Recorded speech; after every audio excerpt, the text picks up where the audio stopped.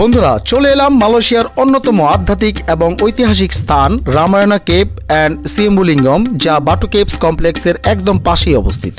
এখানে রামায়ণের গল্প যেন জীবন্ত হয়ে ওঠে পাথরের গুহার ভেতর। আর আছে একটি খুবই বিশেষ সিম্বুলিঙ্গম, যাকে স্বয়ং সৃষ্টি শিবলিঙ্গম বলা হয়। 15 রিঙ্গিত নিল। টিকিট কাউন্টার আছে, এখানে টিকিট কেটে ঢুকতে হবে। এরকম একটি টিকিট সাথে একটা সুভিনিয়ার দিয়েছে।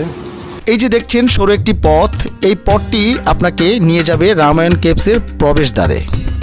এখানে লোকালদের জন্য প্রবেশ ফি 5 রিঙ্গিত আর ফরেনারদের জন্য 15 রিঙ্গিত।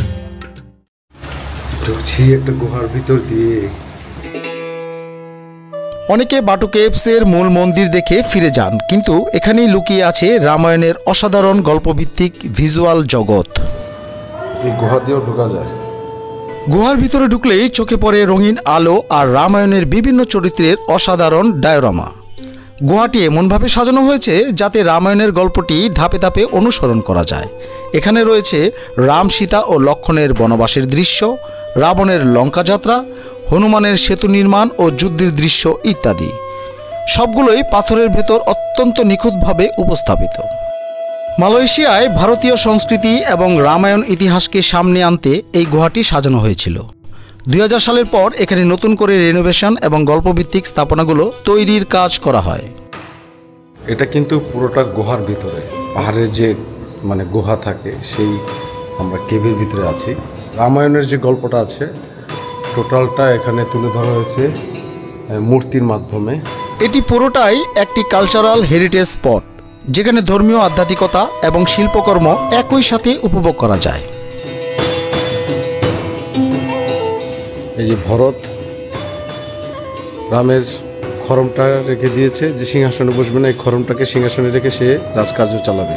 যদি আপনি এখানে আসতে চান তাহলে কিছু টিপস: সকাল বা বিকেল বেলায় আসলেই ভালো, গরম কম থাকবে।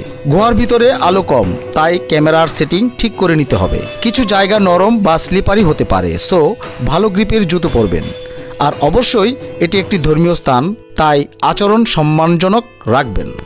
দর্শনার্থীদের জন্য কেভের ভিতরে সিঁড়ি করে দিয়েছে, আমরা সেই সিঁড়ি দিয়ে যাচ্ছি। যারা বাটু কেভস ঘুরতে আসবেন তারা যেন এই জায়গাটি বাদ না দেন, কারণ এখানে রয়েছে ইতিহাস, আধ্যাত্মিকতা আর শিল্পকর্মের এক অসাধারণ মিশ্রণ।